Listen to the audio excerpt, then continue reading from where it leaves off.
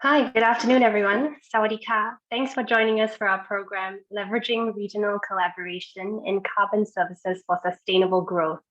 I'm Nicole Tan, Senior Development Partner at Enterprise Singapore, and I will be your host for today. Just a quick background, Enterprise Singapore is a government agency under the Singapore Ministry of Trade and Industry, and we support Singapore companies to grow overseas through partnerships with foreign companies and partners, such as Thailand's Carbon Markets Club. We've been working closely with many Thai businesses to identify areas for collaboration, and we're very excited today to work with Thailand's Carbon Markets Club to jointly engage all of you today on this very important topic of sustainability and carbon markets. Before we kickstart this event proper, let me just highlight some things to take note.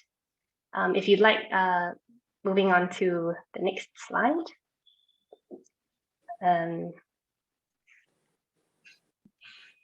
Anyway, we'd like to just highlight some things if you look at the QR code on the right hand side, we've created a link to a questionnaire in a Google form just for us to get to know you a little better. And if you scan the QR code, you'll be directed to a Google form where you can give us your feedback and let us know if you'd like to follow up with us after today's program. Secondly, if you'd like to ask questions at any point during this program, you can do so by putting your question in the Q&A chat box, and we'll respond to them during the Q&A session later. Okay. Now I would like to just run through the program for today. Hang on, I'm not sure if there's some trouble changing the slides. Okay, so just going to the program, we will have a joint opening by Mr. Chew Hui-yong. He's the director at Enterprise Singapore Southeast Asia team, and Mrs. Goita Natalang, who is the chairperson of the Carbon Markets Club. Mrs. Goita will also be sharing more about Thailand's climate change goals and introducing the Carbon Markets Club. And next, we will have Mr. Derek Wu, who is a Senior Development Partner at Enterprise Singapore's Circular Economy and Sustainability team, sharing on our Singapore Green Plan and the carbon credit policy. Followed by that, we will have Mr. Chris Wei from South Pole, who will be bringing us through a Carbon 101 session. After this, we will have a short Q&A session followed by a break. And after the break, we'll come back to with Mr. Mark Gossotti, Chief Operating Officer at Climate Impact X, on how the platform works and how it can work with you to manage your climate impact. And finally, we'll have Mr. Antonio De La Pelle, Executive Director of Keppel Infrastructure's Carbon Services team, sharing his company's experience in decarbonization. And lastly, we will have another Q&A session just before we close. So thanks for listening to me so far. But without further ado, I would like to invite Mr. Chew Hui-yong to give his opening remarks. Hui-yong, please. Hey, thank you very much, Nico, for the introduction. A very good afternoon, everyone, once again. Ms. Glota Netherland, Chairperson of Carbon Markets Club, Carbon Markets Club members, all our friends and speakers and friends. I'm Hui-yong from Enterprise Singapore. As Nico has introduced, Enterprise Singapore is a government agency under the Ministry of Trade and Industry. Our mandate is to help Singapore companies grow Singapore's trade, and promote innovation. We are also the authority for Singapore's national standards.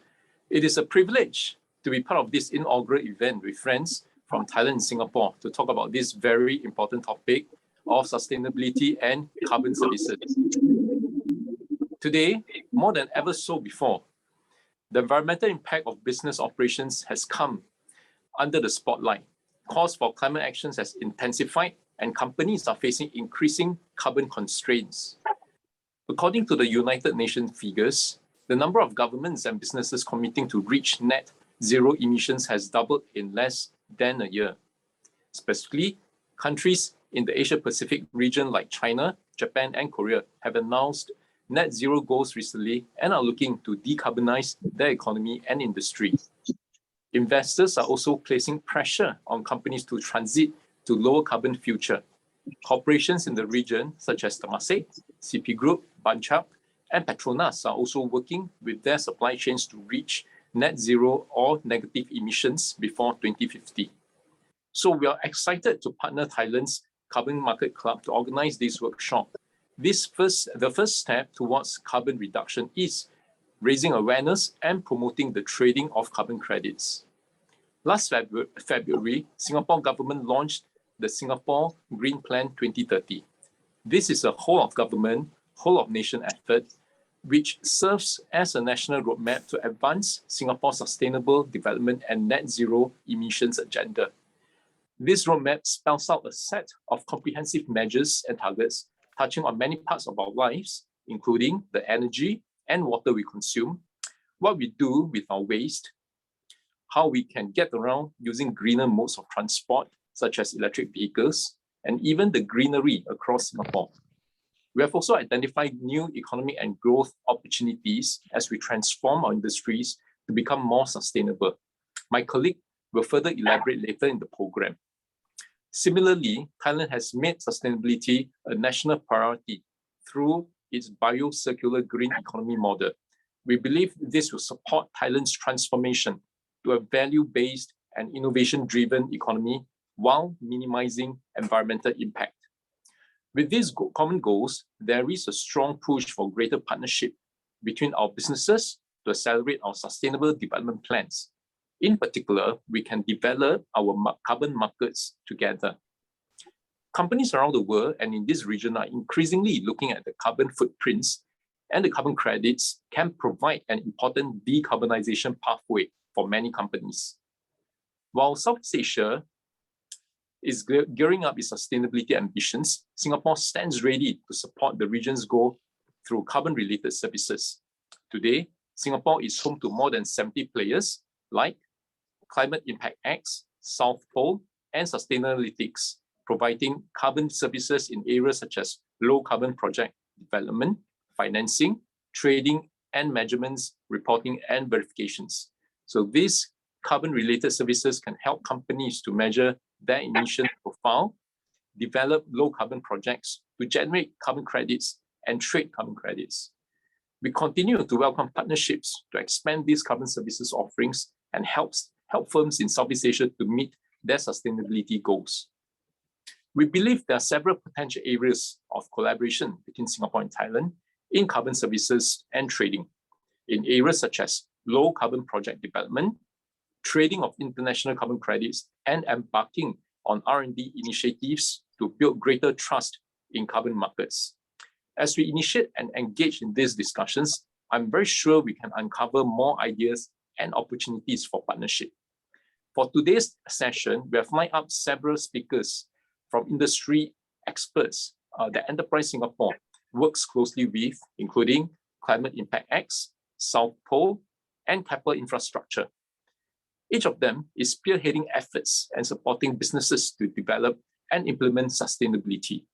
I also like to take this opportunity to thank our speakers for their time and sharing. So I wish you a very fruitful afternoon. Thank you very much. Thanks, Huyong. Next up, we would like to invite Kun Gloita to give her opening remarks. Kun Gloita, please. Yes, thank you very much, Nicole. Thank you very much, Yong, and good afternoon. Swadika, everyone. On behalf of Carbon Markets Club and Banchak Corporation, I'd like to really thank you, Enterprise Singapore, for this partnership. This is a very interesting partnership, and first of all, thanks our colleague at BCPG who initiated this initiative. Very excited to learn about what Singapore is doing, and in fact, I can say that Singapore is quite a few leagues ahead of us, step ahead of us. But I'm sure that with your support, Thailand will be able to follow suit, or finally we can go along, hands in hand together towards our net zero target. And I think you already mentioned that a lot of Thai companies, Thai corporations have already pledged to the net zero target in 2050 including Bangkok, which is well ahead of the government target in 2065. But we cannot just lead the way and leave everyone behind. So that's why that's one of the purposes of setting up this Carbon Markets Club, to first of all raising awareness about the importance of decarbonization of low carbon economy, especially carbon credit trading, which we believe will be a bridge, a very important bridge for energy transition.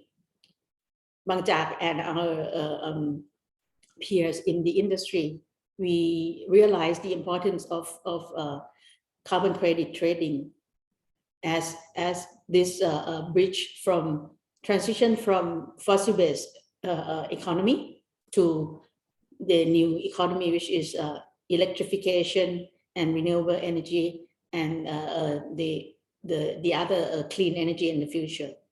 So that's why we set up this Carbon Markets Club and trying to help raise awareness along with the likes of the TGO, which is the government body, and also the Federation of Tri-Industries, so that carbon markets is more active. People have more awareness about carbon credit trading, and which is still voluntary in Thailand at the moment. But I've heard that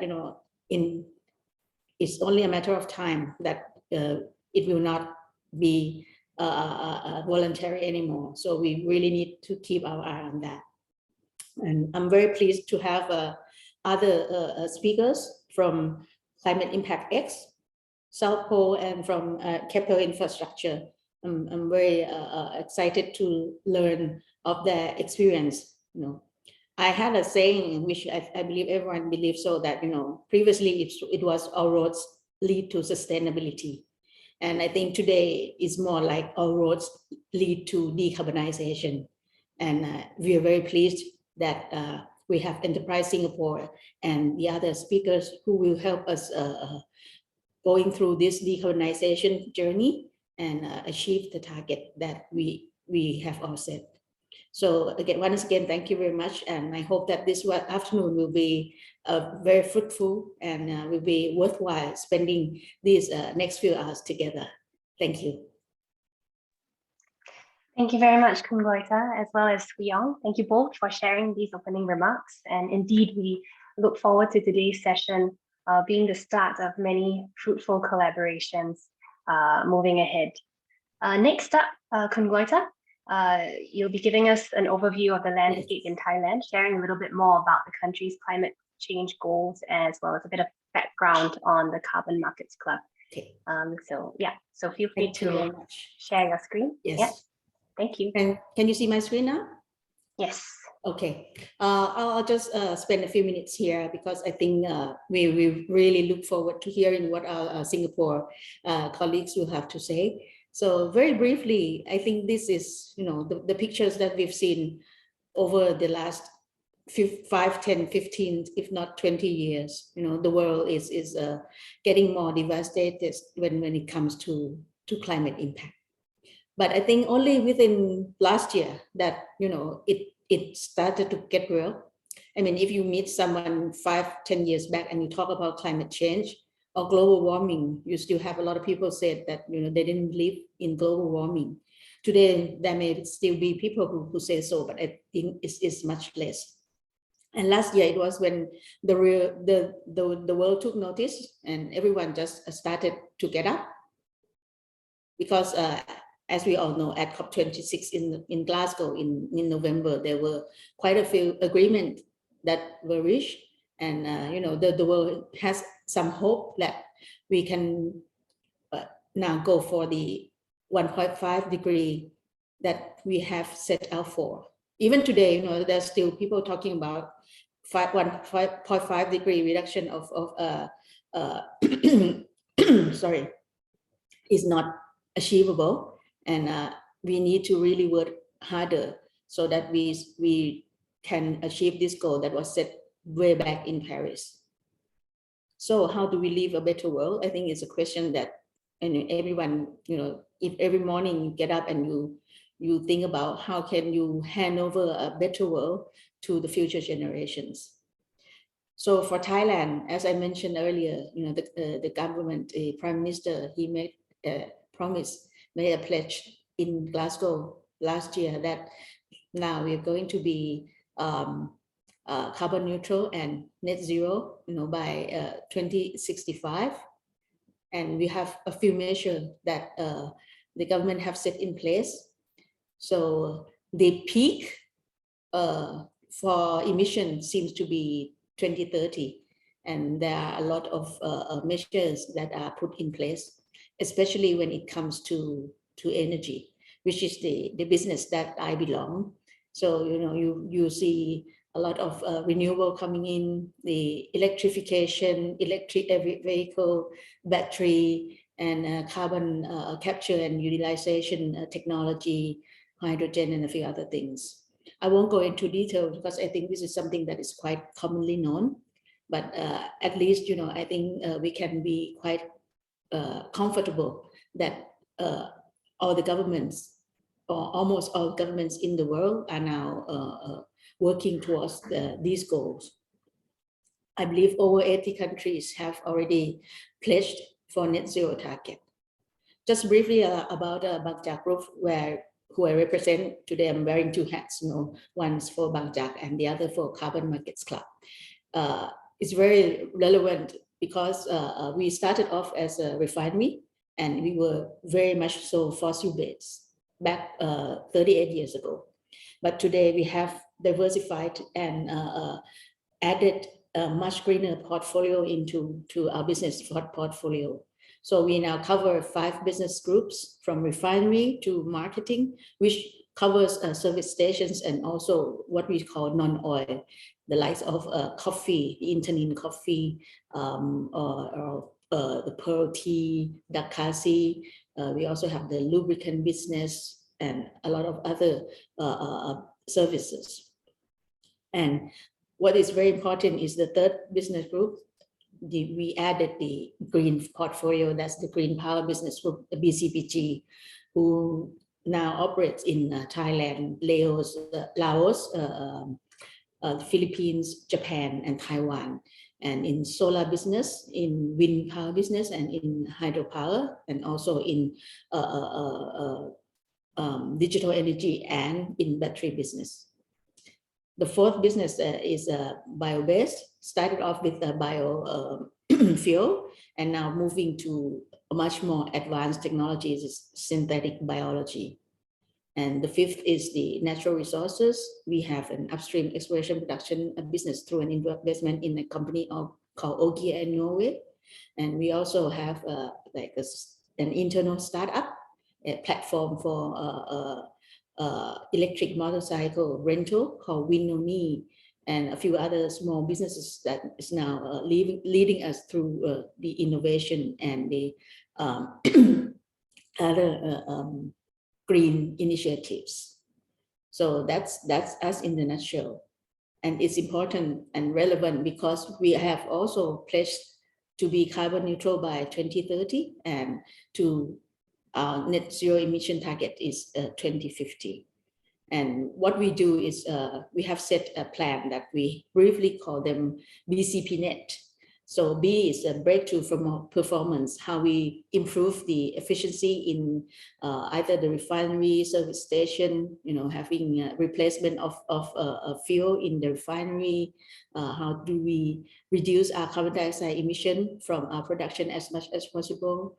Or I think next year you see the first net zero service station, things like that, how we improve ourselves. The C is the conserving nature in society. And of course, there are two very important factors, green carbon and blue carbon. We are very much interested in studying seagrass beds as the one of the very important nature-based sequestration. And we also support a lot of reforestation and conservation initiatives in Thailand. Our staff are also now equipped with some knowledge on how you can verify the deforestation for carbon credits.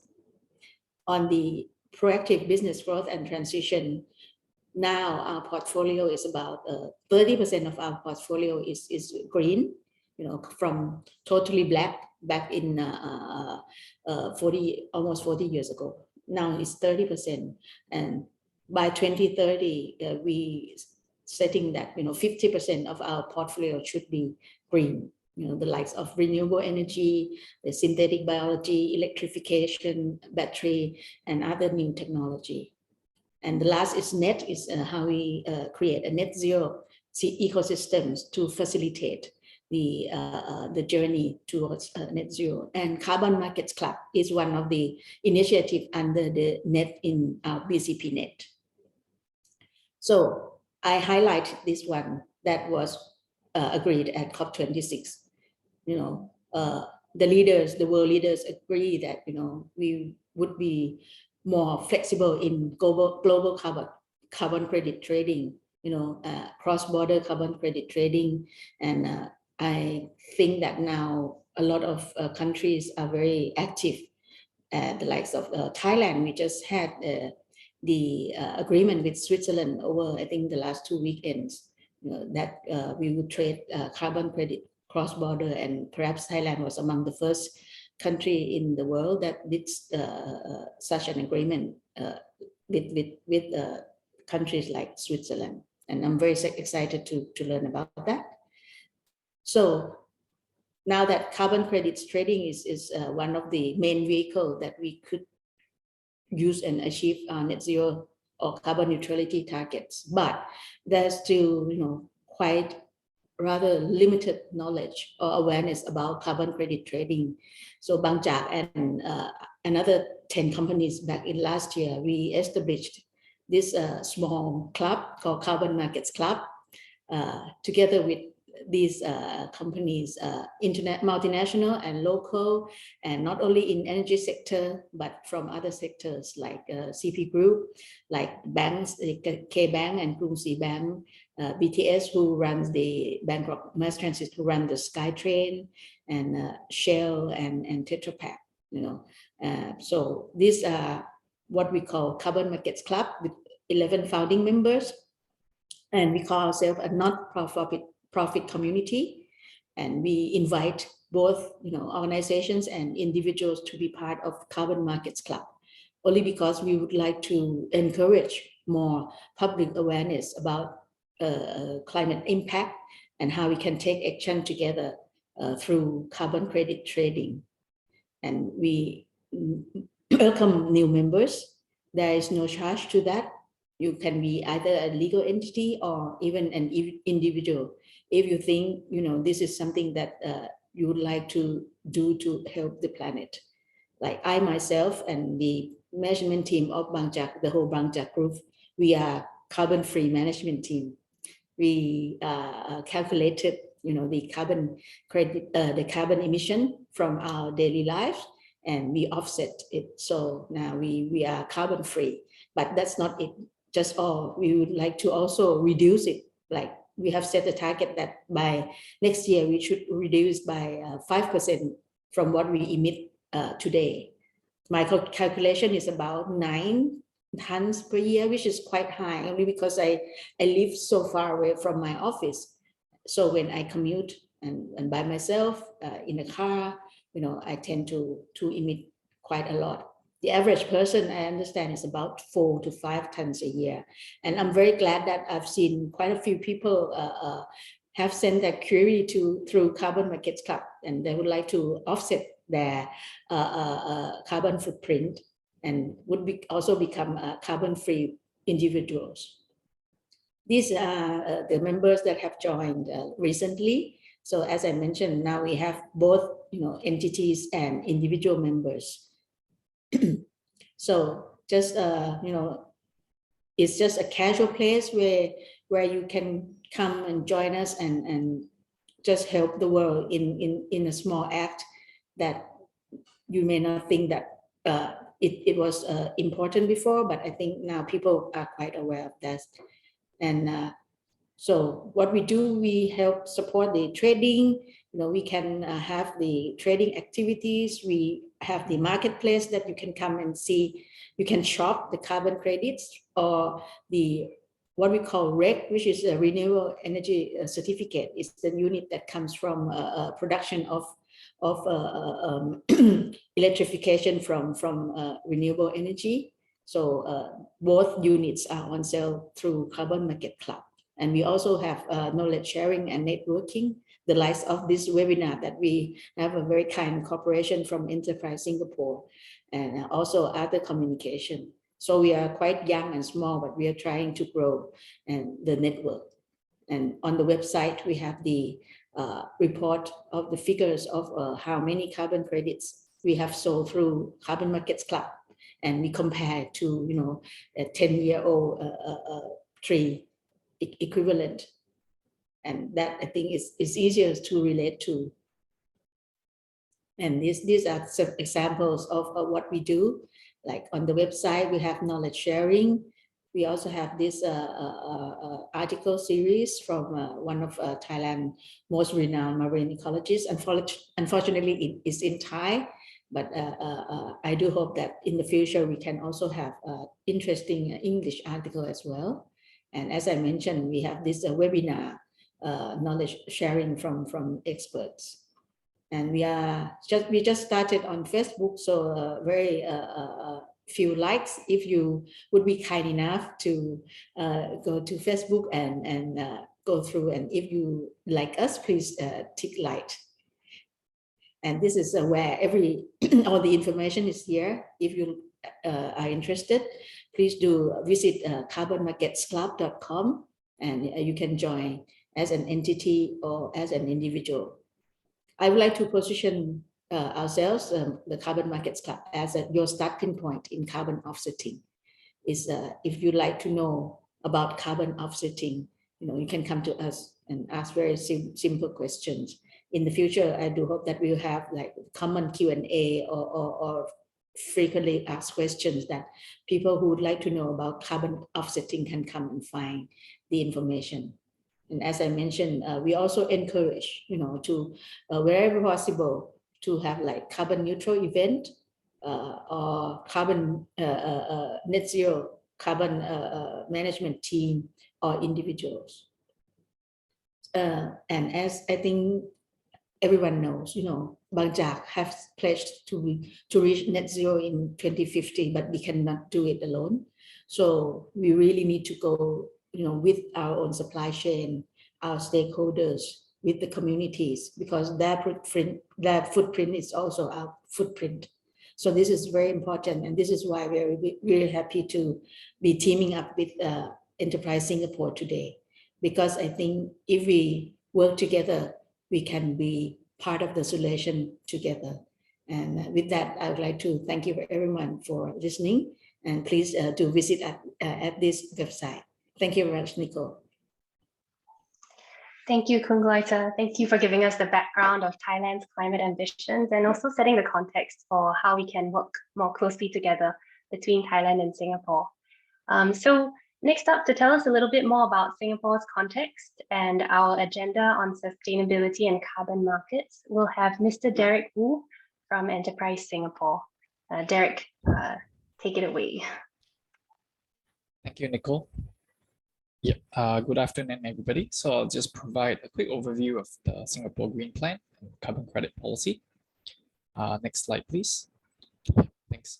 To provide a bit of history, sustainability has always been part of Singapore's DNA. So even before the term became widely used, Singapore has always pursued sustainable development by balancing economic growth with protecting our environment.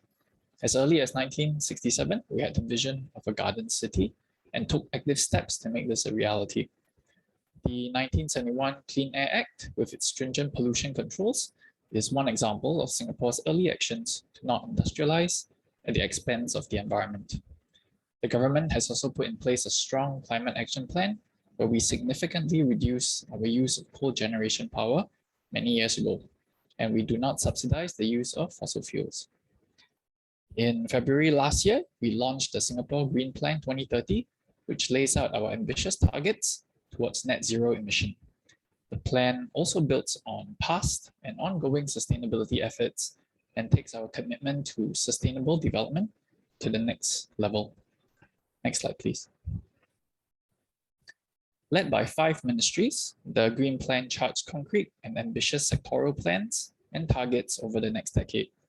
This will position us to achieve net zero emissions as soon as viable and strengthen our commitment to global sustainable development and climate action efforts.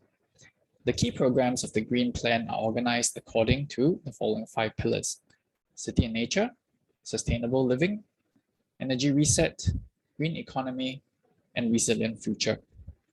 Under these pillars are targets that Singapore is striving towards. I'll go into greater detail on the green economy and energy reset pillars, but very broadly, City of Nature involves strengthening the connectivity between our green spaces and improving how we coexist with nature.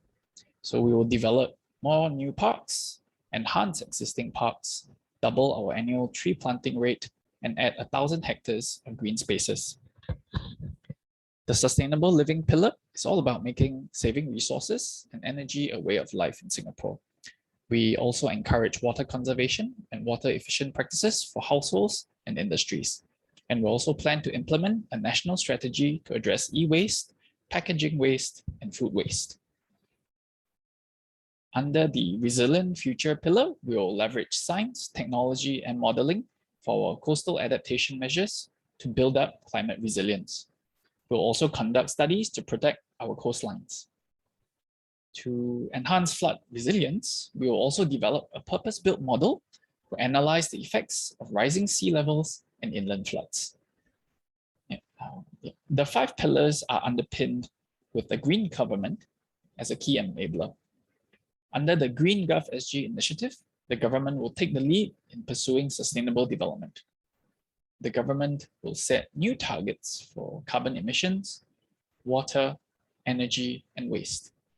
Some examples of the measures that will be adopted include having all government premises adopt solar PV where feasible, and that all bottled water will not be provided for meetings organized within public sector premises. Next slide, please. To share more about the green economy pillar, it is about harnessing sustainability as a new engine of growth and job creation. We'll help local enterprises adopt sustainability practices and develop our country into a carbon trading and services hub and a leading center for green finance. For example, last year, Enterprise SG launched the Enterprise Sustainability Program to support Singapore businesses on sustainability initiatives and to capture new opportunities in the green economy. The program will support training workshops, capability and product development projects, and key enablers such as certification and financing. In addition, through R&D, Singapore will also attract companies to develop new sustainability solutions, trial new technologies for carbon capture, and study the potential of low carbon hydrogen. Next slide, please. Lastly, the energy reset pillar involves greening our energy supply and implementing Singapore's energy transition. We aim to use cleaner energy sources across all our sectors. To transform the way Singapore produces energy, we will harness the 4 supply switches: natural gas, solar, regional power grids, and emerging low-carbon alternatives. Some examples include enhancing the energy efficiency of our power generation plants through the Genco Energy Efficiency Grant.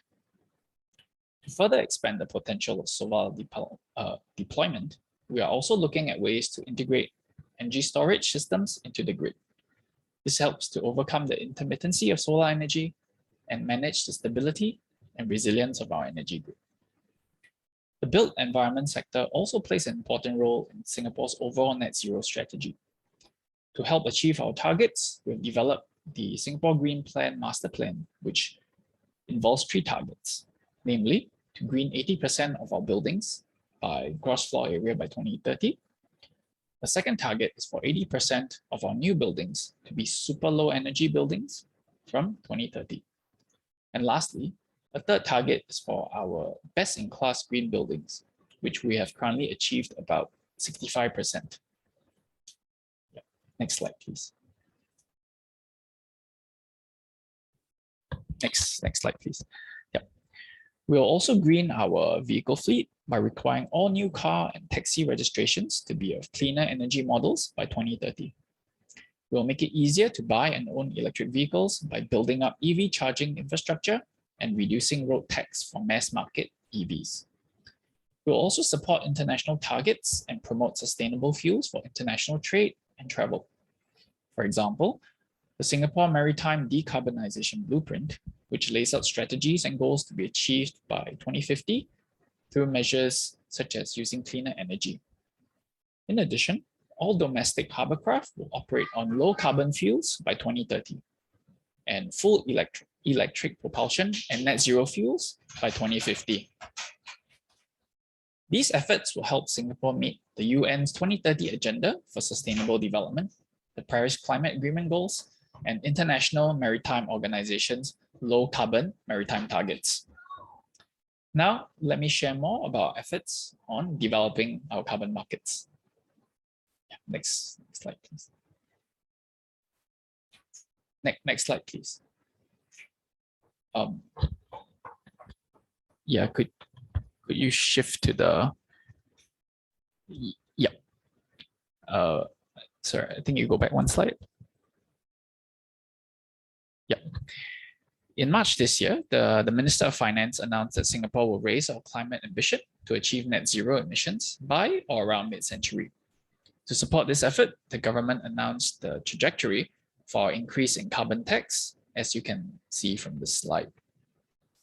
However, to support businesses, we have also come up with a framework where liable companies will be able to use international carbon credits to offset their taxable emissions to mitigate the impact on business costs while still encouraging decarbonization.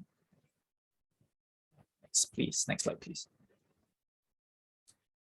As highlighted earlier, we're keen to develop Singapore as a carbon trading and services hub for the region, and we are well placed to do so.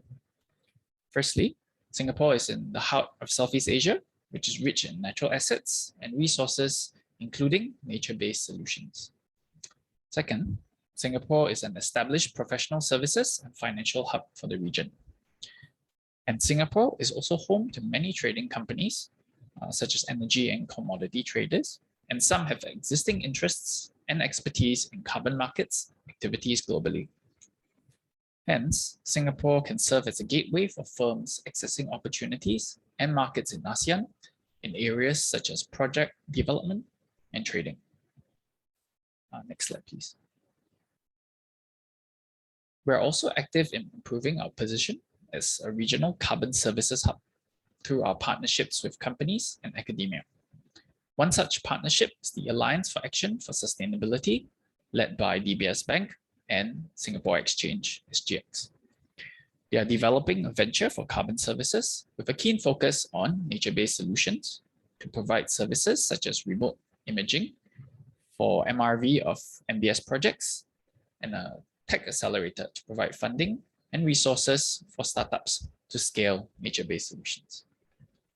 We also have in Singapore, a Center of Nature-Based Climate Solutions at the National University of Singapore. This center conducts research on nature-based solutions in the APAC region and identifies business cases for Singapore to then act upon for carbon reduction. We are also in talks with World Bank to pilot its Climate Warehouse initiative in Singapore, which is a meta-registry across the different carbon credit markets that will help reduce double counting of credits. When established, we believe that this will be helpful in raising Singapore's profile as a dependable carbon hub that trades only single-use credits. Thank you.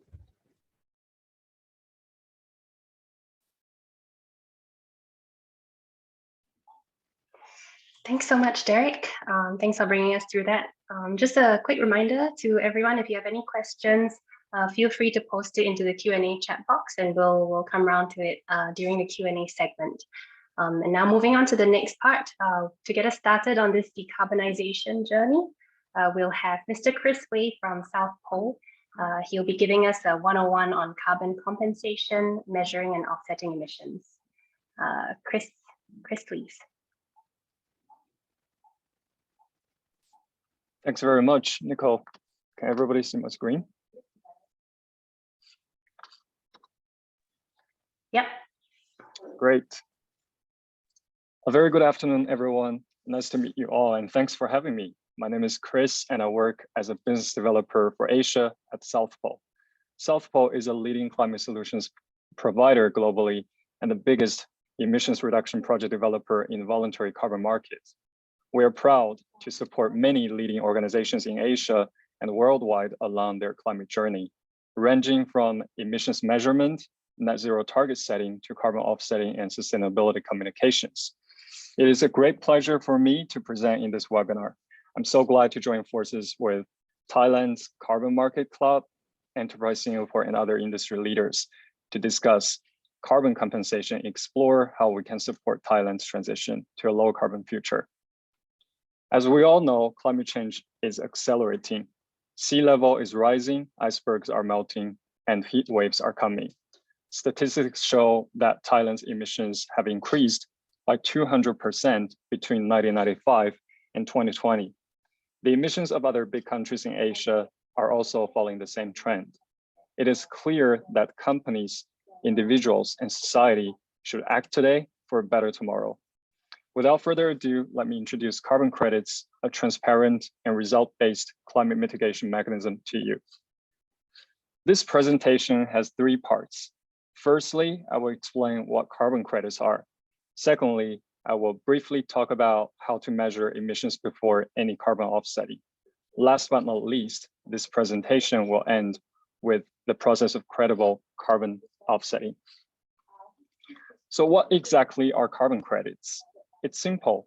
One carbon credit represents a tradable certificate of 1 ton of emission avoidance or removal from the atmosphere. The mechanism enables climate actions all around the world by mobilizing climate finance from companies like yours. As a return, it allows you to tackle emissions today when formulating long-term climate strategies. Carbon credits are developed from certified carbon projects such as forest conservation projects, renewable energy projects, or community projects. They will only be issued by a recognized international standard after undergoing a robust certification process. Carbon credits exist and serve as measurable and verifiable proof for companies' investment in climate action projects. With carbon financing, project generating carbon credits reduce, remove, or avoid greenhouse gas emissions. In addition, they empower communities, protect ecosystems, restore forests, or reduce reliance on fossil fuels, especially for the least developing countries around the world. For example, via distributing highly efficient cook stoves to villagers in remote rural areas, a clean cook stoves project not only eases deforestation pressures from reduced wood use in cooking, but also improves indoor air quality for the villagers. That is why carbon credits achieve two objectives in one goal. It finances sustainable development while compensating for a company's unavoidable emissions. What drives the demand for carbon credits in the voluntary carbon market? Very interestingly, up till today, companies' voluntary climate commitment plays the major role. Many companies such as Nestle, Unilever, and Apple have climate targets such as net zero targets, carbon neutrality targets, and carbon negative targets. These climate leaders purchase carbon credits to offset their unavoidable emissions while trying to reduce carbon emissions year on year. Cumulatively, companies with climate targets have purchased and retired 437 million tons of carbon credits from 2005 to 2020. As more and more corporations are following the lead, the need for carbon credits is forecasted to grow significantly in the future. However, it is also worth highlighting that a credible climate plan does not end with offsetting. In fact, carbon offsetting should always be on top of a company's decarbonization effort. As shown in this graph, a company can use carbon credits to offset its unavoidable emissions today to achieve climate neutrality, an important milestone in the climate journey. In the long term, with the abatement or decarbonization efforts in place, the ultimate goal for a company is to achieve net zero or climate positive. In other terms, carbon negative. Net zero refers to cutting emissions as close to zero as possible. Climate positive means going above and beyond net zero by removing more emissions from the atmosphere than a company's total direct and indirect emissions. However, a company will still have many unavoidable emissions to offset or compensate on its way to net zero in the long term. Hence, the role of carbon credits will still remain important in transitioning the world to a low carbon future. Now we understand the basics of carbon credits. It is time to investigate how to use carbon credits credibly. As you can see from the previous slide, the fundamental and initial step is to measure your emissions before you set a target and offset your emissions. A company's emissions profile is also known as a company's carbon footprint. There are 7 most common greenhouse gases to measure. They are carbon dioxide, methane, nitrous oxide, sulfur hexafluoride, PFC, CFCs, and HFCs. Luckily, they can be expressed together as tons of carbon dioxide equivalent. They can all be converted to the equivalent amount of carbon dioxide, which is usually the unit of measurement for a company's footprint. The formula to calculate carbon footprint looks very simple. We need to multiply the activity data by the emission factor. Activity data is the total energy or fuel consumed, while the emission factor is the amount of emissions produced per unit of energy. For example, the emission factor of diesel is around 2.5 kilogram carbon dioxide equivalent per liter of diesel. If your activity data is 10 liters of diesel, by multiplying an emission factor of 2.5, you can obtain 25 kilograms carbon dioxide equivalent as the carbon footprint of 10 liters of diesel. However, practically, the calculation of a company's carbon footprint is much more complicated than this single formula. A company has all sorts of different business activities. Finding the right activity data and emission factor is challenging, especially so if you are doing it for the first time. For corporates, the good news is that there are already guidelines available. The Greenhouse Gas Protocol acts as the most widely used and recognized standard in the world. It is developed by the World Resources Institute and World Business Council for Sustainable Development. The 2 main standards from the GHG protocol are the corporate standard and corporate value chain scope 3 standard. Together, these 2 standards offer a comprehensive guide to measuring a company's complete carbon footprint. Your task is to study these 2 standards thoroughly and follow the instructions closely when measuring your carbon footprint, either by yourself or working together with a consultant such as Southpole. In this webinar, we will not go through the details of the GHG protocol. However, I do want to highlight the principles from the standards because fundamental rules are still ignored very easily in many carbon footprinting exercises. So I think it's worth emphasizing them here. There are 5 principles. Firstly, relevance. Ensure the GHG, the greenhouse gas inventory, is representative of your business nature. Completeness. Account for and report on greenhouse gas emission sources and activities within the chosen inventory boundary. Consistency and transparency go hand in hand. They require a consistent and transparent accounting methodology to allow meaningful comparisons and also a clear audit trail. Lastly, accuracy. You need to minimize error as much as possible. No overestimate or underestimate. Using good data management practices and using databases from reputable sources will be important. In the Greenhouse Gas Protocol, emissions are defined in 3 scopes. Scope 1 are direct emissions. They come from direct fuel combustion or fugitive emissions in your company. Scope 2 come from purchased energy. For example, the electricity purchased and used in your office. Scope 3 refer to all other indirect emissions, covering categories from a company's upstream to downstream. There are 15 different categories in total. Scope 3 emissions are the consequences of your activities and businesses. Common upstream activities include employee commuting, purchased goods or services, capital goods. Common downstream activities include transport and distribution, processing of sold products, and use of sold products. I would like to highlight category 15 of scope 3 emissions. These are the emissions from a company's investments. You can find it at the bottom right of this slide. Category 15 is extremely important to financial institutions whose emissions are mainly from this category alone. We also refer category 15 as the financed emissions.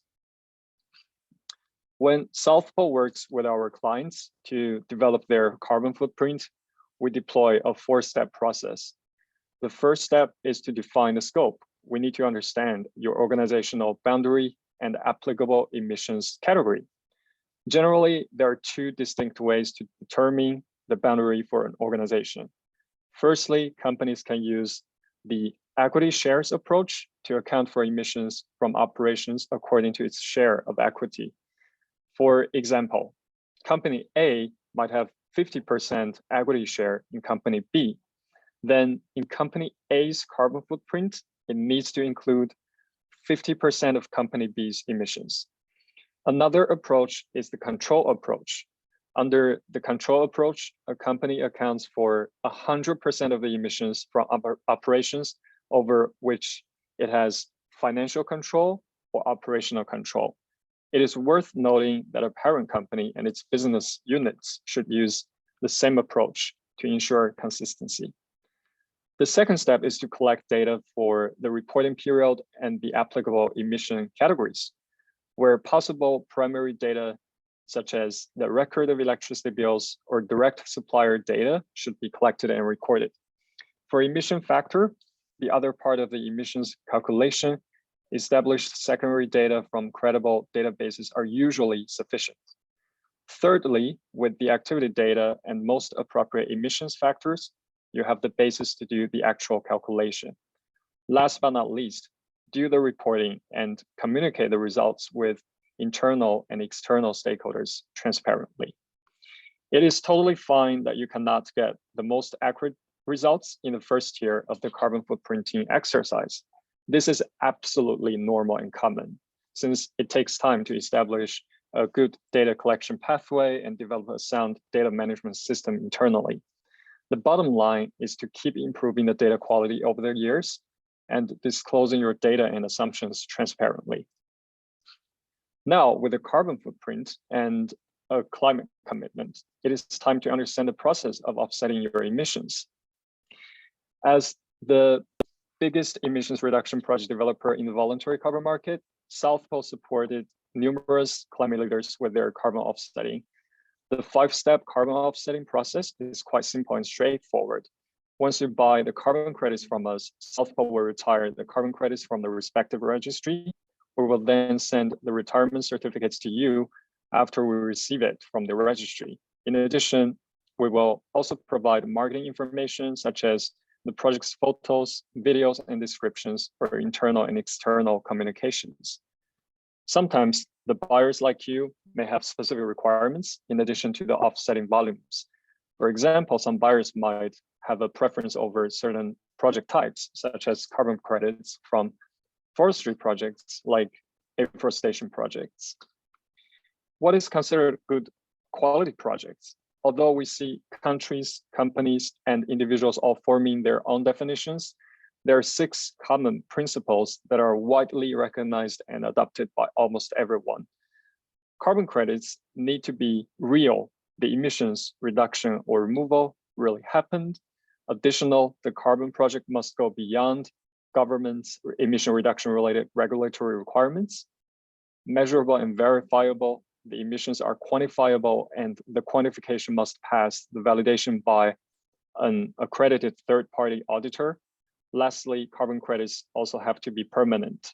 The credits must represent permanent emission reductions and removals for 100 years, and carbon credits need to be unique. There should be no double counting for the carbon credits.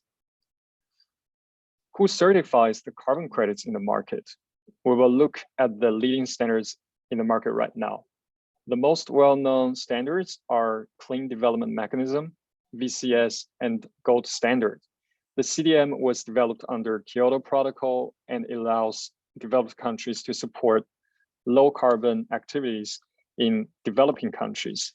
They are currently the most affordable credit in the market. Many of these projects are renewable energy projects. Then we have the verified carbon standard developed by Verra. Most of the VCS projects are forestry projects followed by renewable energy projects.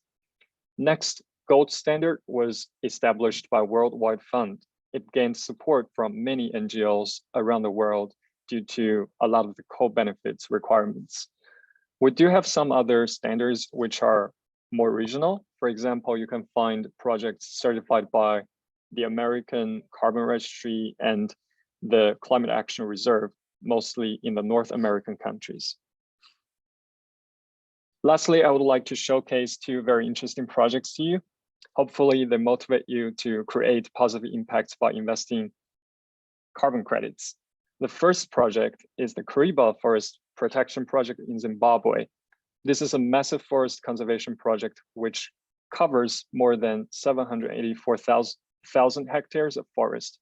In addition to reducing emissions and deforestation, this project helps improve the well-being of local communities as well as protects the wonderful biodiversity and nature on the planet. Finally, I would also like to show another great wastewater treatment project closer to home in Thailand. Please enjoy the video. Over to you, Aiden.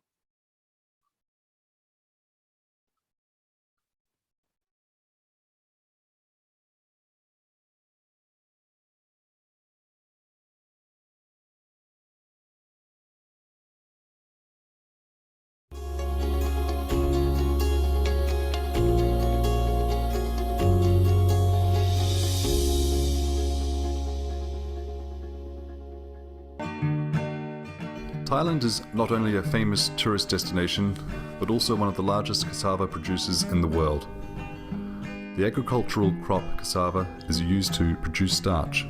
Thailand's largest starch producer, General Starch, is located in the northeast of Bangkok. A biogas plant has enabled the factory to operate in an environmentally friendly way. This voluntary emission reduction project is only feasible due to the income from the sale of carbon credits that are created by the project. The biogas plant operation ensures that methane emissions during the water-intensive starch production process are significantly reduced. Before the biogas plant was installed, the wastewater decayed in large open lagoons, which was very harmful to the environment. เมื่อก่อนระบบบำบัดน้ำเสียของเราจะเป็นแบบบ่อเปิดปัญหาของมันก็คือมีกลิ่นเหม็น The process resulted in a large amount of methane being released into the atmosphere. As a greenhouse gas, methane is 30 times more harmful for the environment than the equivalent volume of carbon dioxide. Today, the wastewater from the factory is immediately conveyed to the biogas plant. In the biogas plant, the wastewater is stirred and heated in a fermenter without light and oxygen.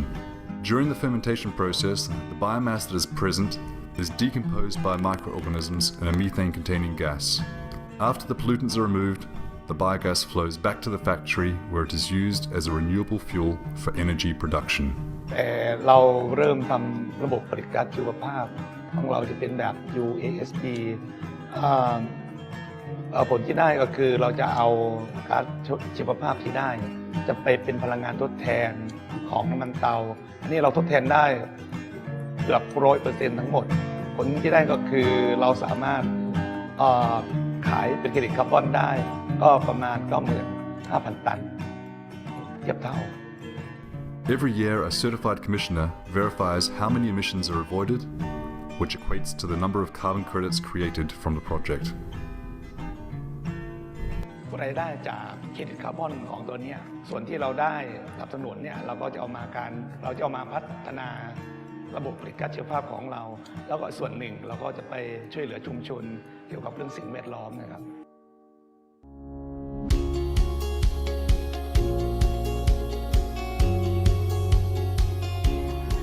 จากที่ดิฉันได้ไปอยู่ที่นี่โรงงานแป้งงานเยลสตาร์ได้ให้การสนับสนุนด้านการศึกษาแก่โรงเรียนแล้วก็สร้างหลายๆสิ่งให้โรงเรียนนะคะ Farmers in the area now have the possibility to irrigate their fields with clean water from the factory. ผมคิดว่าเป็นสิ่งที่ดีนะครับที่ส่งน้ำมาให้ชาวบ้านใช้นะครับในการเกษตรครับเมื่อก่อนนะคะยังไม่มีน้ำจากไบโอแก๊สผลิตผลทางการเกษตรจะได้ไม่ดีเท่านี้ค่ะเพราะว่ามันแล้งไงฮะน้ำไม่พอใช้แต่เมื่อมีน้ำจากไบโอแก๊สใช้ทำให้ผลผลิตของชาวไร่ชาวนาดีขึ้นค่ะทำให้มันงามขึ้นข้าวได้ผลผลิตเยอะขึ้น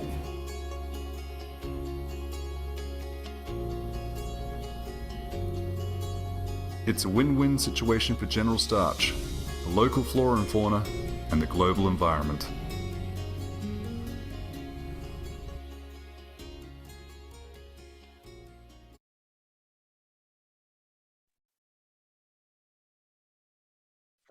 Thanks everyone. Over to you, Nicole. Thanks, Chris. Thanks so much for that presentation and that video as well. So now we'll be moving into a time of Q&A. And just, I think we see quite a number of questions coming in. And if anyone else has questions, please feel free to type it in a chat box and we'll see if we can come around to it over here. So let's get started. I think I have one question. We'll start with Chris. Chris, your organization, South Pole, works together with many businesses across the region to develop their decarbonization goals and roadmap. And we've received a question about where Thailand as a country is at in its decarbonization journey, how it's coming along. And as a very industrialized country with a large manufacturing base, what are your views on some of the opportunities and challenges of Thailand in its climate change efforts? Yeah. Thanks so much, Nicole. That's a very interesting question. I think, firstly, I would like to point out that Thailand as a country, it really tries to innovate and also it tries to collaborate with a lot of the sustainable leaders around the world, as pointed out by the Carbon Markets Club just now. For example, it's piloting a carbon market together with the Swiss government. So we see at the government level, there are a lot of efforts that contributes to its decarbonization journey. And at the same time, it's very encouraging to see that a lot of the big corporations in Thailand, they're also trying to become the climate leaders in their industry or in private sector. For example, the Banchak Corporation, they have their climate neutrality target and also net zero target. And at the same time, South Pole at the moment, we are working with also some of the biggest conglomerates in Thailand. We are developing their scope 3 emissions carbon footprint. So it's their indirect emissions. I think it's extremely complex because the companies that we're working, they have a very complex value chain. They have a lot of the agricultural commodities in Thailand and also, around the world for its key markets. They, while we are working together with these companies, we see the challenge is that sometimes it's very difficult to decarbonize the value chain. And a lot of the companies may have like a very big target in mind. But as I said, the first step is really to measure the footprint. So I think a lot of the Thai companies probably, they need to act now to really understand the basis before it can decarbonize. Thank you. Thanks, Chris. And also, I think we'll have another question for Derek. I think Enterprise Singapore as well. We work with many Singapore companies, and I think we also have a effort to try and support Singapore companies to achieve greater sustainability, get them started on working towards their goals. What have you observed about the general approach to sustainability in Singapore, and also maybe the readiness of our Singapore companies? Thank you, Nicole. So actually, we find that the sustainability movement in Singapore is growing across all segments of the society. We see that the private sector is adopting sustainability practices and committing resources to secure an early foothold in the green transition. So, for example, companies such as Shell and Exxon are developing low carbon technologies and diversifying into renewable energy. Based on our experience, however, a key challenge cited by SMEs in particular is a lack of resources to invest in sustainability projects and to make changes to their businesses, which was really a key driver why we developed the Enterprise Sustainability Program, which supports them at 3 levels to develop sustainability capabilities through training and access to funding support. Secondly, to strengthen sector-specific initiatives via partnerships with trade associations and corporates. And thirdly, to foster a vibrant and conducive sustainability ecosystem by working with ecosystem providers and enablers in training, certification, as well as green financing. Thanks, Derek. So when we talk about companies sort of getting started or even sort of just wondering how to get started, I think, Chris, when you work with companies, can you share with us what are some of the most common misconceptions or maybe even challenges or feedback that you hear from companies? I don't know where to get started. How would you address them as well? Thanks, Nicole. That's another great question. I think I would also like to do like a kind of like an announcement here. Yesterday, we actually launched a report. We really investigated companies' climate commitments. So one of the misconceptions that we see is that people always think a lot of the companies, they've made a lot of commitments. A lot of the companies, they've already made carbon neutrality target or net zero target. But from our research, we found that merely 2% of the companies actually have a climate neutrality target. So let alone the net zero target or the carbon negative target. So that's misconception number 1. And then I think the misconception number 2, this is also a question that a lot of my clients asked me. They're saying, hey, as a company, if I account for my scope 3 emissions, the indirect emissions in my value chain, will it be double counting? And why should I take up the responsibility? So my answer to the first part of the question is that, yes, it's double counting, but actually it's meant to be double counting because, for example, company A's scope 3 emissions are coming from the company B's or its suppliers' scope 1 or scope 1 emissions. And if company A and company B, they work together to reduce their emissions, company A's scope 3 emissions and company B's scope 1 emissions will be reduced together. So that's something else. So I would like to say, if you have a lot of other questions or some of the puzzles you have to solve, feel free to contact me and I'm happy to address them. Thank you. Thanks, Chris. And I think we'll just probably have time for one more question because we've still got quite a bit of the program ahead of us. And I think I also just wanted to get views from Chris or actually maybe Derek. Maybe you can share a little bit more about how you think Singapore and Thailand can possibly work more closely together. We talked about companies across different countries working together. What do you think we can do more to deepen the collaboration?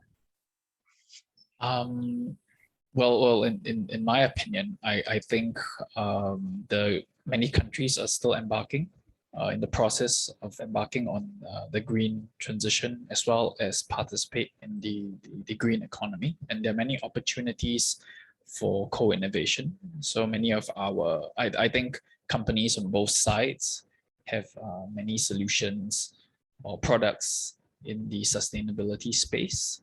And, there are probably many opportunities for collaboration and for companies in Singapore to export their capabilities to Thailand and vice versa. So I think, in my opinion, that's one avenue which we could probably explore.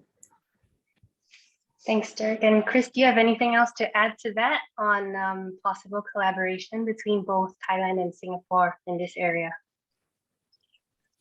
I think another area is really like under the Paris Agreement, the Article 6, there can be a lot of collaborations regarding the corresponding adjustments. For example, if Singapore really wants to reduce any of its emissions, probably it can really help finance some of the emissions reduction in Thailand and then get those emissions in its inventory. I think it's already happening. And also, as Derek already mentioned, from the carbon tax, the companies, the taxable facilities, they will be allowed to use 5%, to use carbon credits to meet 5% of their tax obligations. So perhaps Singapore government and Thai government, they can source possible projects in Thailand and also enter agreement to really make that happen.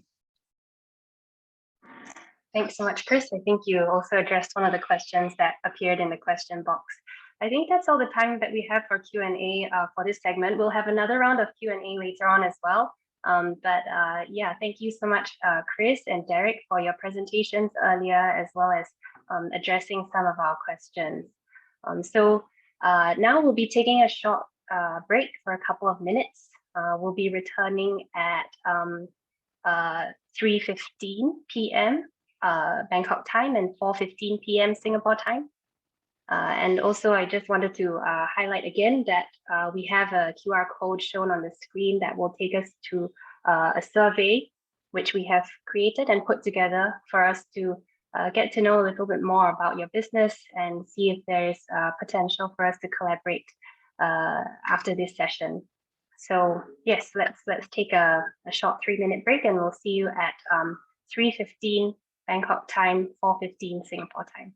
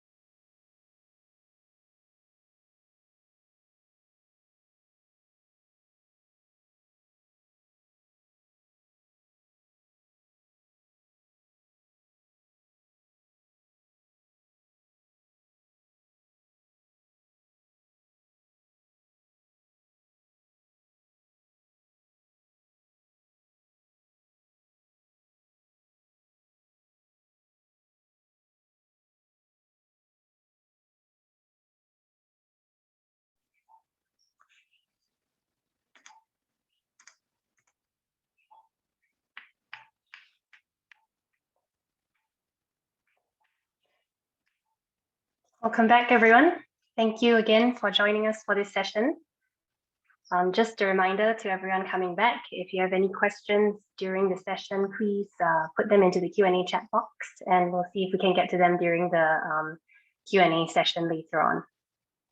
Now moving on to the next part of the program, we will now have Climate Impact X, Mr. Mark Bosochi, telling us more about the platform and how you as a participant here with us, you may work with CIX to manage your climate impact. Mark, please.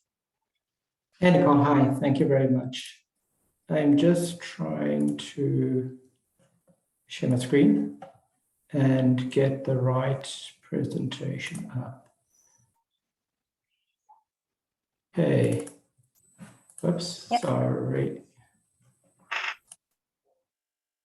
Can you see that? Sorry, I'm seeing to. Yes, you can.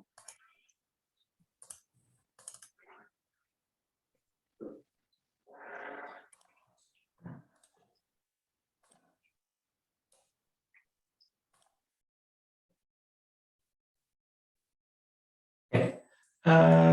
Right, welcome. To give you a little bit of insight, I'm going to, our presentation is going to be broken up into two segments. It's going to be, firstly, I'm going to talk you through introducing us and the platforms and how we have evolved. In the second part of the presentation, what we're going to do then is we're going to give you a sneak peek at the view of our marketplace, which is currently live, and how we position in the marketplace. So for an introduction, CIX was born out of an initiative in Singapore, the Emerging Together Stronger Task Force, and this happened in 2020.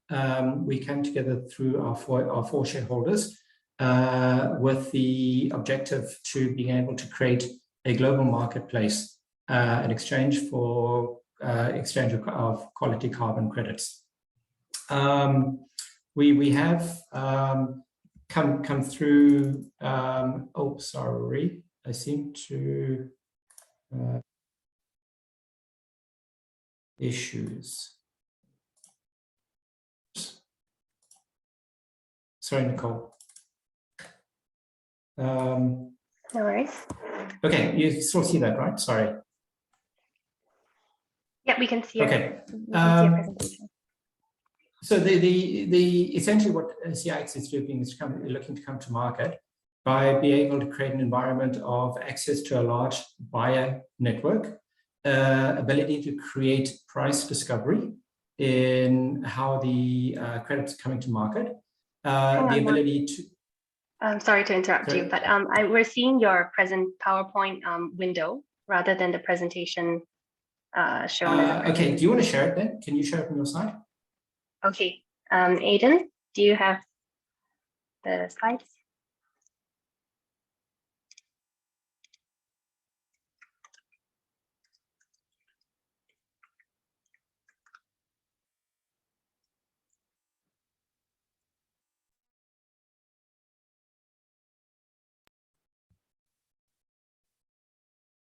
Perfect, thanks, Aidan. That one up. Perfect. That's great. So just picking up again. So ability to access the market, large buyer network, ability to create international price indices. We are then also looking to bring new products to market. We started with nature-based solutions, but we plan to get into tech removals and some other avoidance credits going forward. And building off what was said in prior parts of the panel is around creating a wider carbon ecosystem within Singapore and within South and Southeast Asia. I think it's important also to note that while Singapore's green journey has been underway for quite a number of years, the actual evolution of the carbon markets is still relatively young. Singapore became the first Southeast Asian country to introduce a carbon tax in 2019. And we touched on briefly earlier on the changes in the budget, which is why we see this carbon tax becoming very important in the future as well, which is obviously increasing it. So the way CIX is looking to establish ourselves is focusing on quality. We're looking to bring high quality carbon credits to market. These are criteria that would have been substantiated through one of the certified registries, Chris indicated in his prior discussion.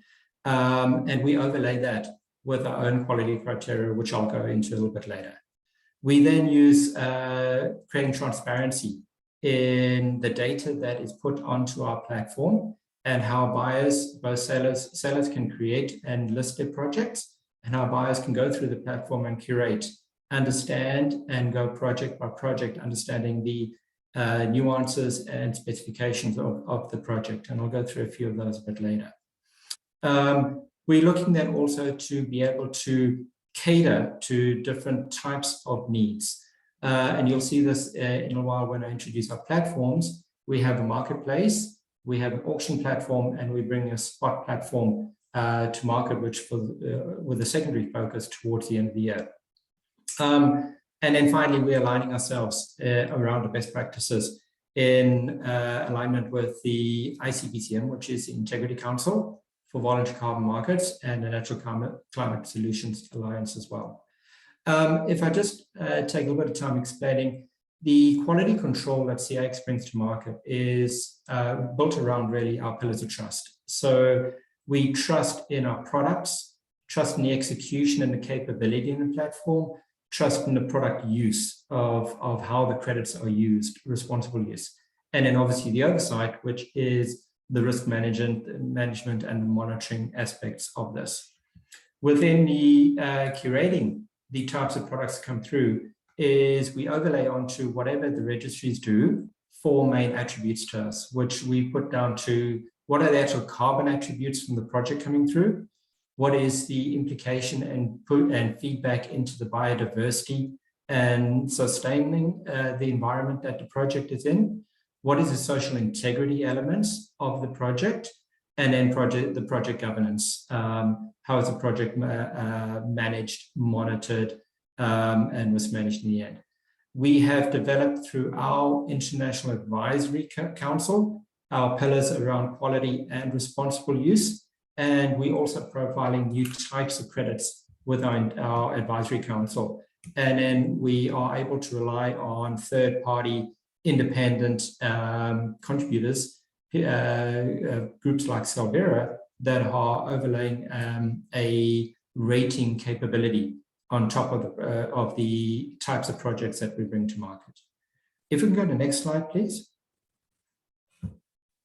So to give you a quick sneak peek of what we got, currently we are live both with the marketplace and the auctions. The marketplace is a platform that was structured and set up to cater for primary issuance. It is largely a buy to retire journey for corporates looking to fulfill their the standard sustainability goals or their net zero ambitions. The auction platform, which I'll go into a lot of detail very shortly, is more targeted at curated new issues, primary issuance coming to market in very, very high volume and be able to come through in a very highly publicized and buyer invite type scenario. And the types of buyers we see interested in that really span the spectrum from financial investors, commodity traders, and corporates. And then finally, towards the end of the year, we look to launch a secondary trading capability, which is probably more targeted towards financial investors and commodity traders. If we can go next slide, please. And next one. So just touching on, I'm not going to touch on this for too long because we're actually going to be able to give you a live demo. But this is what the marketplace will look like. It's the ability to any buyer to go online. You can go project by project. You can scroll through the project. You can see the sustainable aspects of the project, the methodologies. You'll be able to compare pricing. You'll be able to go and view the monitoring capability and as well as the ratings. If we go next slide, please. So the auctions are coming up, and we have a very high large auction coming through in August this year. It's going to be the ability for the supplier to bring large volume to market, we run bespoke auctions, as I had already indicated, and it actually allows them to select or screen potential buyers that would be interested in the auction and how to bring them through. There's a huge amount of pre-trade information that is shared with the buyers that have signed up and joined the auction, as well as we provide ratings. If you go to the next slide, please.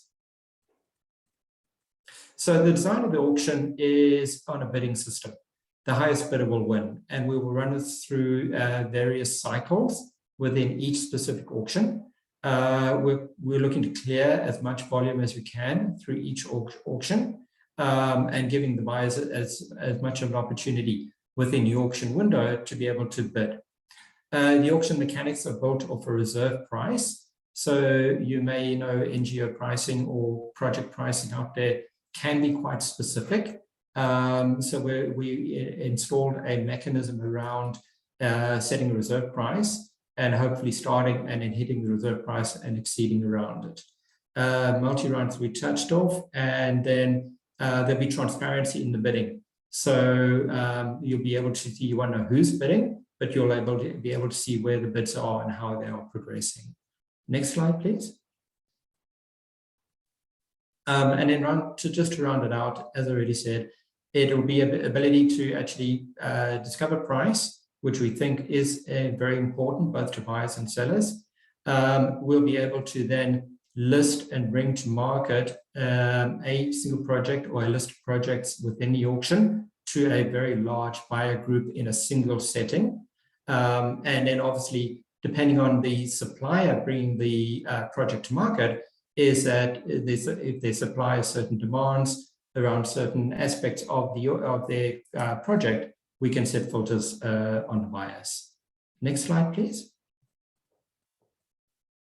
Just touching on very quickly, these are the technology providers we use. We use Vera and Viridios. So Vera provides rating and co-benefit scores, which are included in our marketplace currently. And Viridios is another pricing engine we use to, again, revalidate and value the projects and the vintages coming to market. If we go next slide, please. Yeah. So just to introduce before we go on to the demo, CX is partnering with Respira on a material auction coming through in the latter part of August. The auction is going to focus on 3 main projects. If we can go to the next slide, please. So to give you a sneak peek of the catalog that's coming through, there's a conservation project, there's a Rangelands project, and there's a blue carbon project coming to market. The auctions will be run individually. It'll not be run on a basket. Each auction is bringing 200,000 tons of carbon credits to market. And all these credits have been issued through Vera. So have the Vera project code on the other side. If we just touch on the next slide, I'll give you a very quick sneak peek into what the auctions look like. The rainforest conservation is in in Sierra Leone. It's one of the most important biodiversity hotspots in the country. And the project focuses on strengthening the conservation strategy and effective management within the area. So it is working very closely with the local communities, ensuring the longevity of the project. Next slide, please. Second project is a Rangelands project in Kenya. It covers 2 million hectares of community managed rangelands. The objective of this project is rotational grazing, therefore reducing degradation and overgrazing in the soil, therefore being able for the soil to recover and regenerate, and the soil carbon stocks to be able to be rebuilt. And then finally, if we go to the next slide, the blue carbon project, which is getting a lot of interest, is restoring 350,000 hectares of tidal river channels.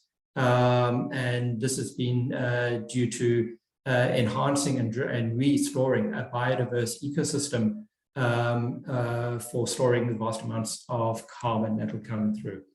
I'd like to then, if we may, accent my colleague, if I could turn over to her, and she will give you a very quick demo of what our marketplace currently looks like for all customers that have been onboarded onto our platform.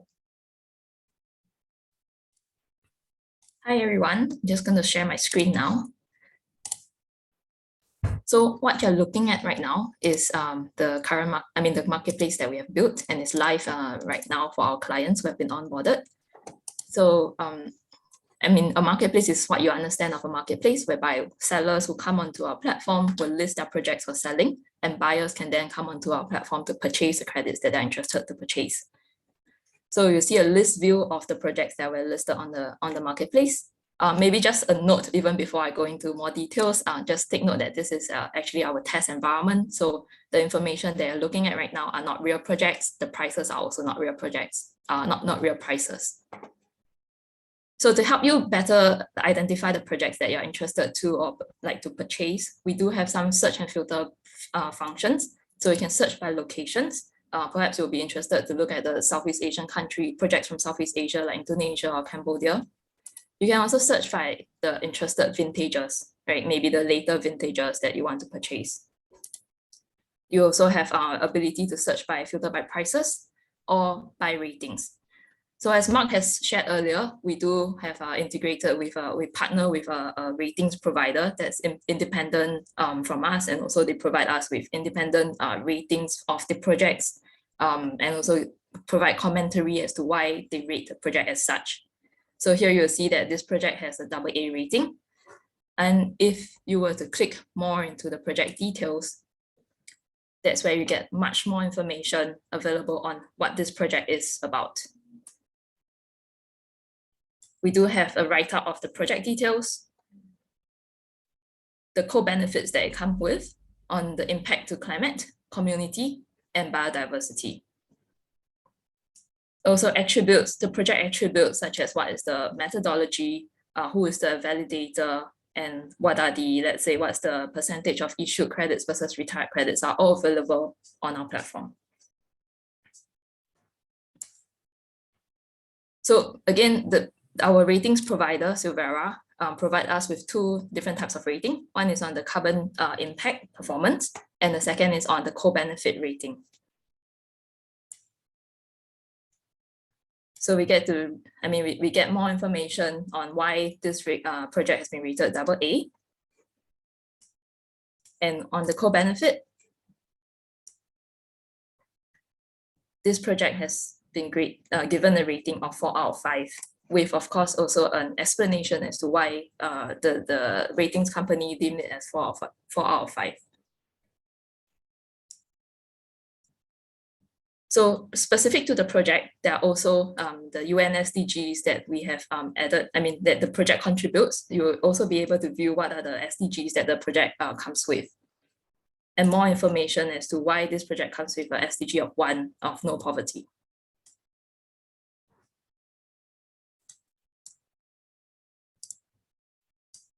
I'd just like to showcase again, this is the satellite monitoring tool that we have integrated with our, again, with Silvera, our ratings provider. So it's a satellite overview of the project area. So there are toggles available in this map box whereby you can look at what is the start, from the start of the project to the current state of the project. Is there any gain or loss of this forestry area? Similarly, on the forest cover, you can do a quick toggle to look at whether is there any changes in terms of the forest cover from the start to the end. So all this information are available to our members on the platform who have already opened an account with us for all the different projects that we have listed on our platform. So if you're interested to purchase, simply click on See More Prices and Vintage. And then you view that the different vintages are listed at different prices that's set by the suppliers. To purchase is simple as any other marketplace that you know. So taking for example, like Amazon, right? You add the product to cart. You can add multiple products to cart. before you place a checkout order.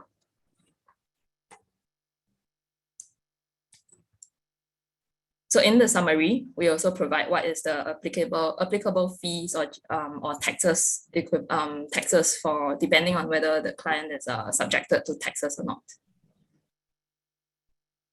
So now I've added projects to cart. I can do a quick check before I confirm the order.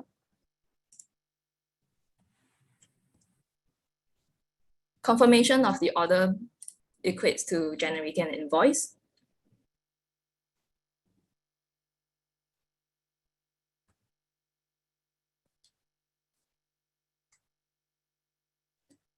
And here we are, I've already placed the order today for the projects. And then there will of course be an invoice for me to download, and within the invoice itself, there'll be details as to how do I make the payment for settlement of the invoice. So only after the invoice has been, we have received payment in full, then credits will then be available in your account, in your CIX account with us. So there are a few steps that you can take here. For clients who don't have an N registry account, for example, for clients who don't have a Vera account, you can hold your credits with us and choose to take the further action of retirements later on, depending on your your offsetting policy.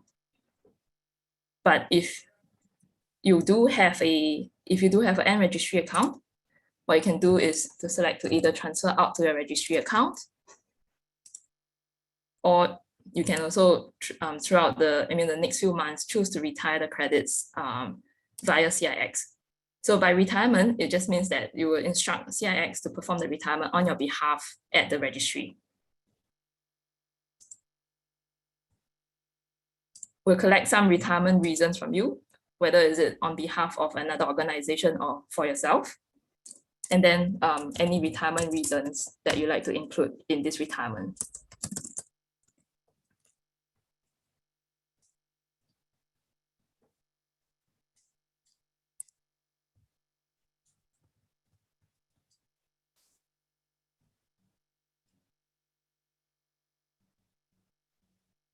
Right, so this just shows that I've submitted a request for retirement, and I will be then prompted, once this has been processed by CIX, we will provide a confirmation that the retirement has completed based on the date of completion, and of course a certificate will then be generated for the credits that you have retired.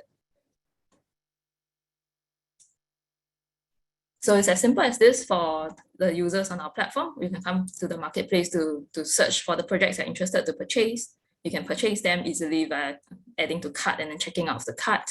And then choose, after you have credits in your cart, you can easily transfer them out or raise a retirement request. So if you'd like more information about our marketplace, or just want to find out more details about how do we actually list the projects on the platform, feel free to reach out. Thank you. Thank you very much, Axel. Nicole, back to you then.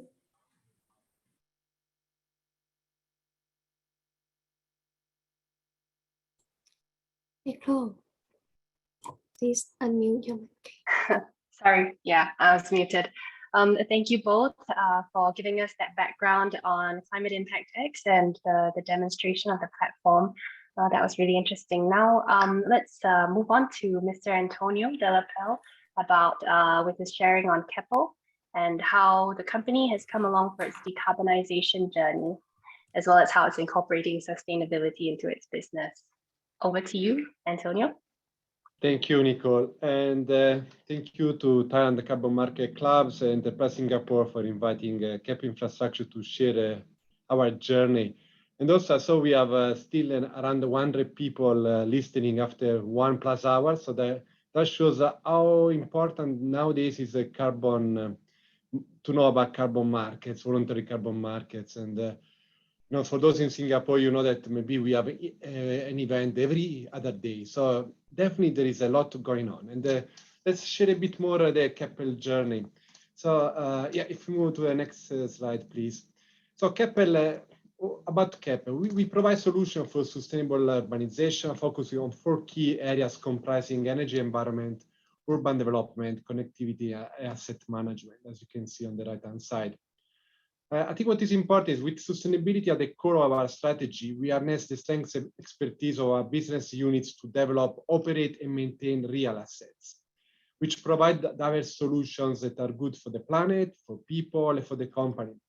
And this is very important, I think, when we talk about net zero emission sustainability, because if I refer to Chris' report that I have not read it, but it's quite concerning that, South Pole funding is that only 2% of the companies really have a plan, or maybe some of it is greenwashing. So what we need to make sure is that people really are committed on sustainability and then on carbon emission reduction. If we move to the next slide, I'm part of Keppel Infrastructure. So Keppel Infrastructure is part of Keppel. Keppel is a conglomerate. What we do in Keppel Infrastructure, we have a business unit that looks after power renewables. So we do generate the power. We do provide gas retailing, electricity retail. Then we are focused on environment. Another business unit is waste to energy solutions, water, wastewater treatment, water desalination. And then we have a new energy. A new energy, we look at district heating and cooling. We look at energy services like EV charging stations, energy storage systems, smart grids. And as you have seen from our press release a few months ago, we are looking at a feasibility study on green hydrogen, green ammonia, and other low energy, low carbon energy. So definitely, this has become part of our daily activities, to think about, okay, we do have an existing business, how we can make sure this business is sustainable from all the point of views, from a financial, commercial point of view, but above all on the environmental point of view. If we look on the next slide, let's jump back to Keppel Group. So I think what is important is that Keppel decided, our motto, our vision or our motto is make sustainability our business. When this is roll out to overall all the company, you will see that all the meetings, all the discussion we have for the future, sustainability is always there. It's not an option. And that to me is very important because for some companies, it's an option or they are considering it. But for us, we decide to move and say, okay, has to be part of our business or our future. Anything we do has to be sustainable. That includes everything. And that helps a lot. Now, if you go on the next slide, when we talk about sustainability, we say, okay, what does it mean to the group?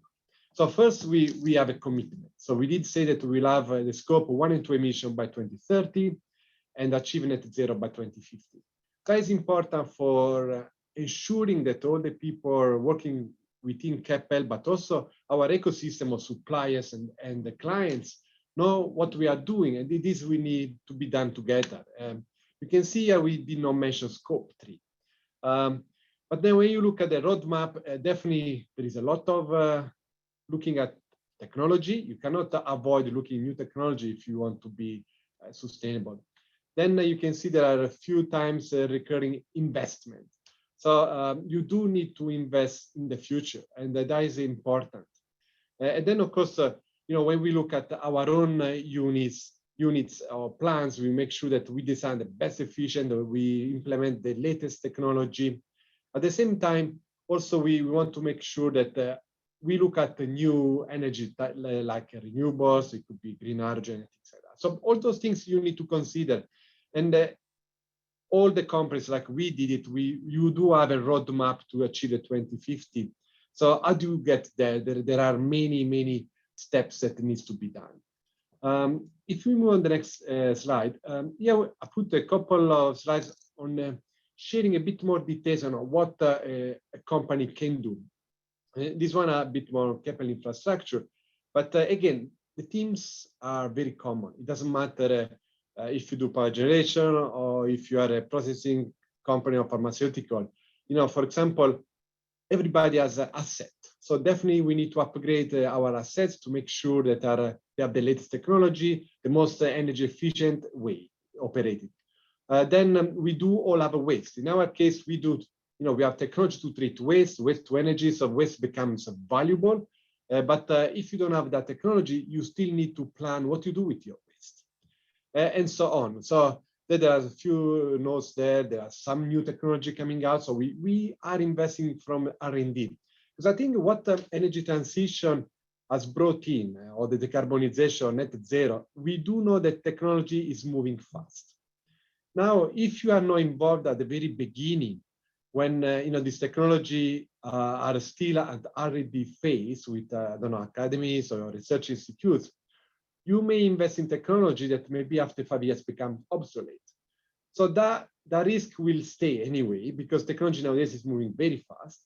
But if you are investing upstream, so if you are involved in R&D projects, then you can see the future much easier.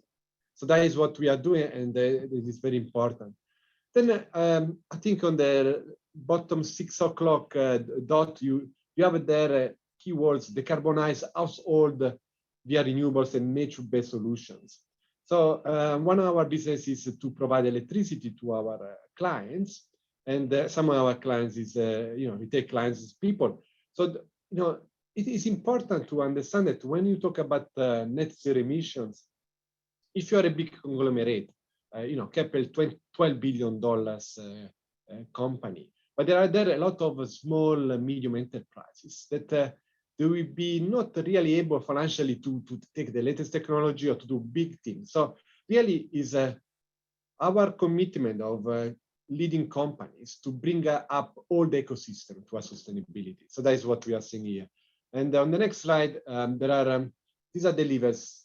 And also to make sure that your levers are successful, you do need to have proven processes, tools, and procedures. So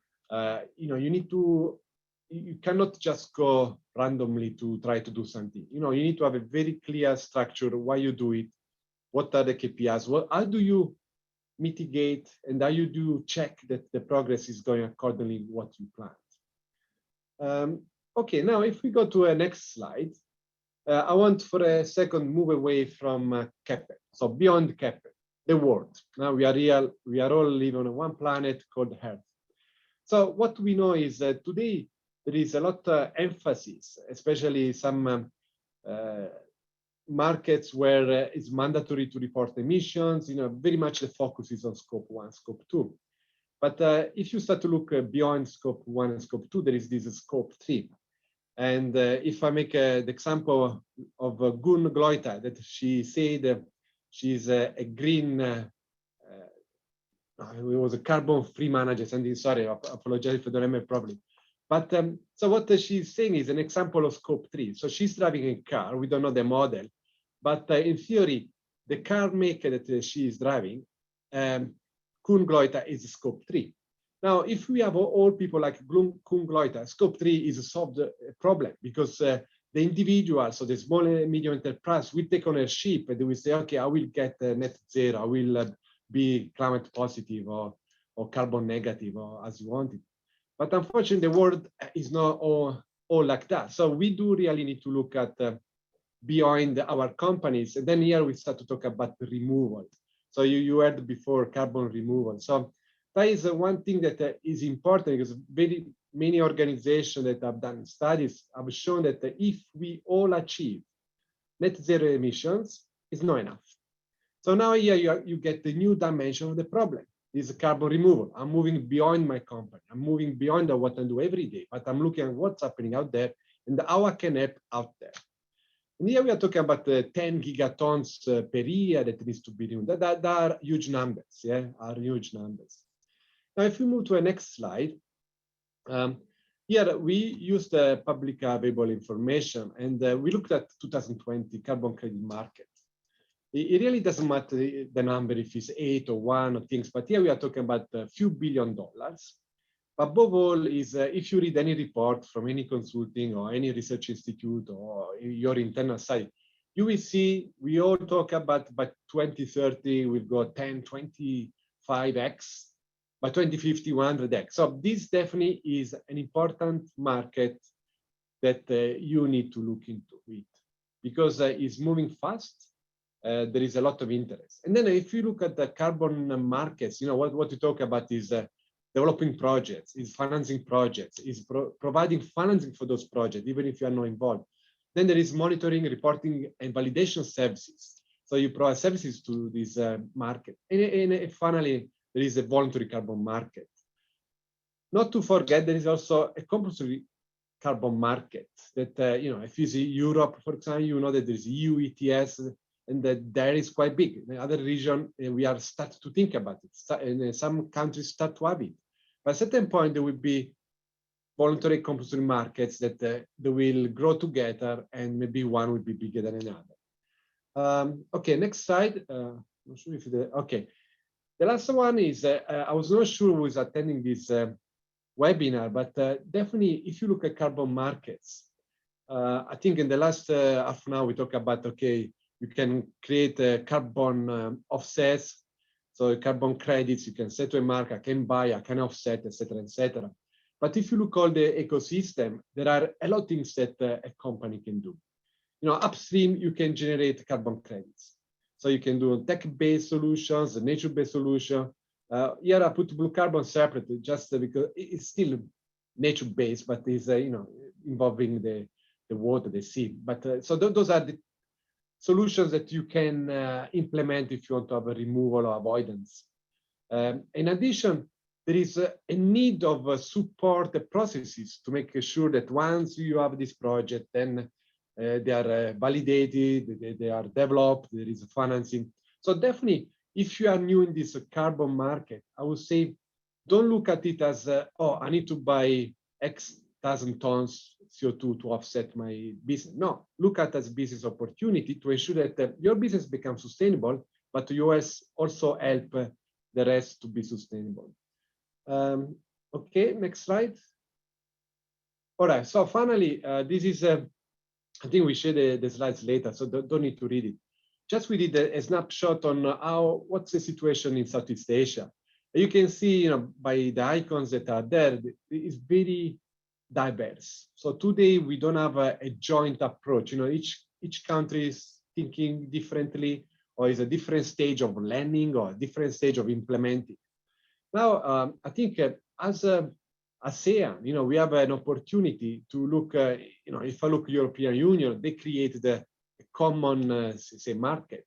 So, I would be not surprised if one day we have an ASEAN common market, because, by default, we are all in the same region, we're in the same place, and we can help each other. So I do really love this kind of webinars where now we are talking about Thailand and Singapore talk together. And also I'm very excited that Thailand signed Article 6.2 with Switzerland. And that is a good starting point for discussion for the Singapore government, because as you know, Singapore many times is said that it is a Switzerland of Asia. So you already signed with Switzerland, now you need to sign with Switzerland of Asia.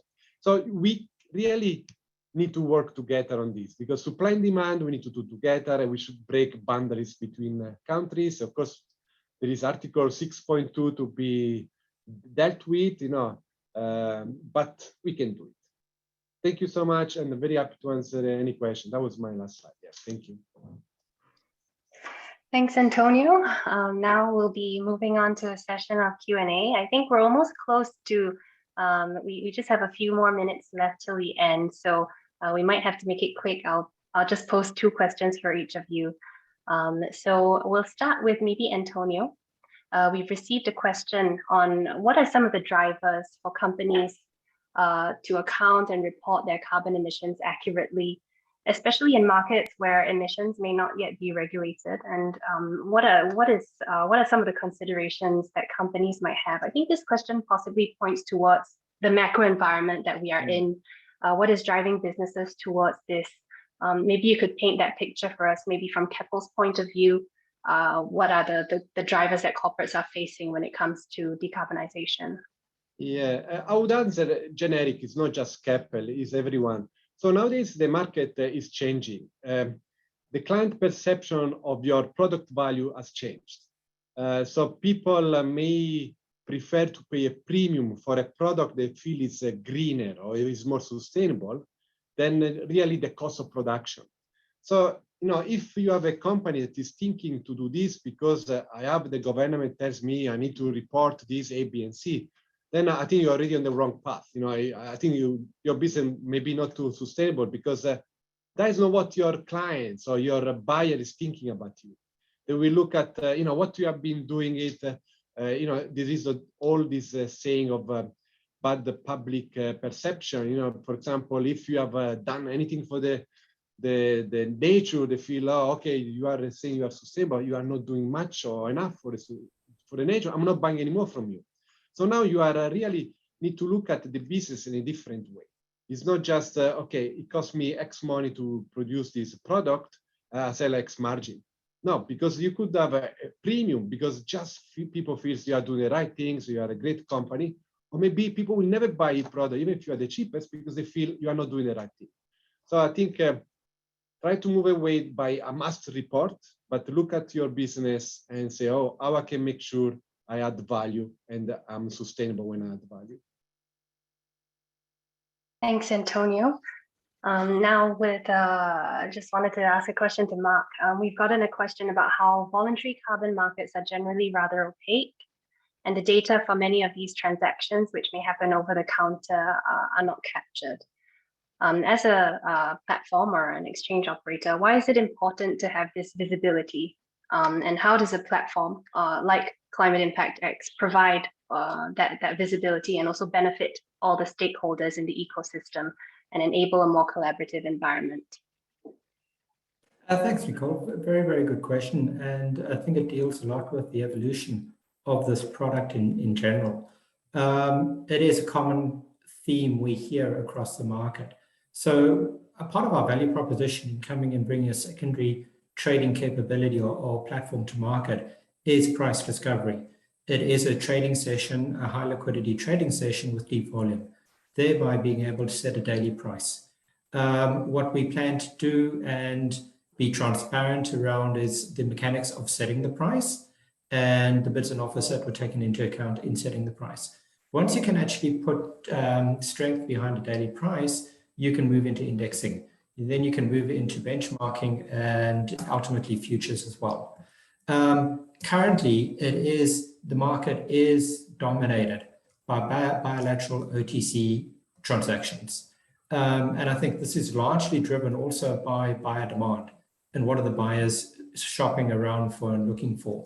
There are also brokers that come in and play within this environment as well, making it harder to actually be transparent over the pricing that is executed as well. So I think this market is going to evolve super quickly. I think it's going to evolve into a more sustainable, mature market where the more understood market fundamentals will start to come into play.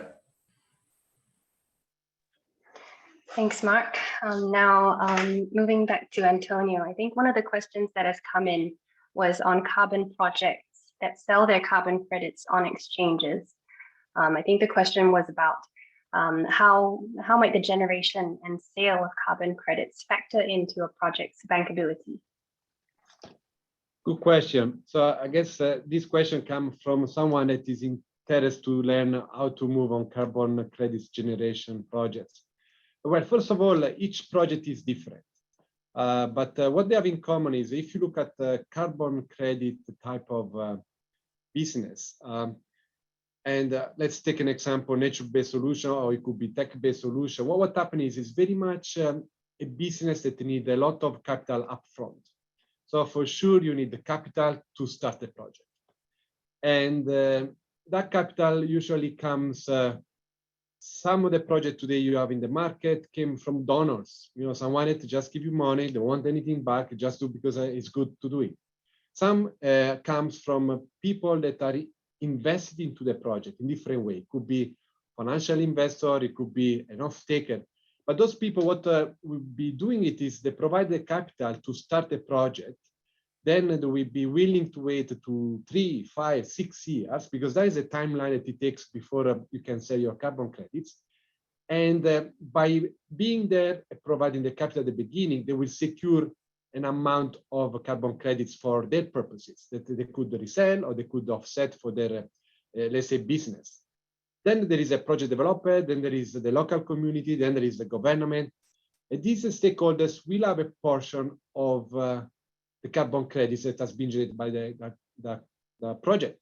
So now what you see in a platform or what you see in the market, most likely is not 100% of the project carbon credit, so it's a portion, because other portion has been taken by other stakeholders because they invested in advance. So I don't know if I answered, but the question as it was, but definitely you need a lot of capital up front, and people put capital up front, they will have terms that they will guarantee, or they will have a long-term offtake from that project. And then there will be an excess of credits that will go to the market. Thanks, Antonio. And I think we'll just have time for one more question. Mark, just to kind of wrap us up, as a platform provider, CIX connects diverse ecosystems, diverse stakeholders in the entire carbon markets ecosystem across the region. How do you foresee Thailand and Singapore's role in carbon markets in the region, and maybe a collaboration between both markets? How can we work towards that as well? Yeah. Great question. I think there's enormous potential for collaboration. I think it starts with part of what Antonio was just touching on in the previous question. It's a sharing of understanding and the sharing of how do you bring a project to market? How do you think about the fundamentals of the project? How do you go about engaging with the appropriate registries, governing bodies, other stakeholders that will have an impact in the project and project development? We then very look forward to being able to continue a dialogue around how do you create that platform of bringing the credits to market. As I said earlier, we're trying to build a global platform here. Although we're based in Singapore, we are completely open to buyers and sellers of anywhere around the world. Now, what's attractiveness in why would you come to our platform is execution, price discovery, and price transparency. And then obviously then mitigating or also taking into factor counterparty risk and the credit risk that is associated with that as well. So all of these factors are going to evolve. All of these factors are coming together quickly. There are a lot of countries moving off old historical ways or ways of them measured in the compliance market of revamping and generating new standards, new ways of reviewing their current carbon credit standards, and that allows greater volume to come to market as well. Also then, as touched on very earlier with Article 6, there will be development in corresponding adjustments. There will then be ability for countries for credits to flow between countries within their own NDC goals and targets as well. So we do expect a huge amount of development over that in a very short space of time.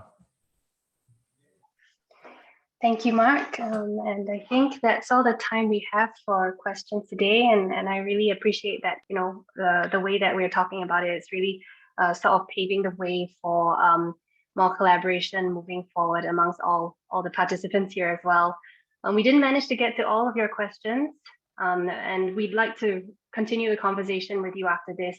So I just wanted to just remind the participants, we would really appreciate if you could fill in our survey before you log off.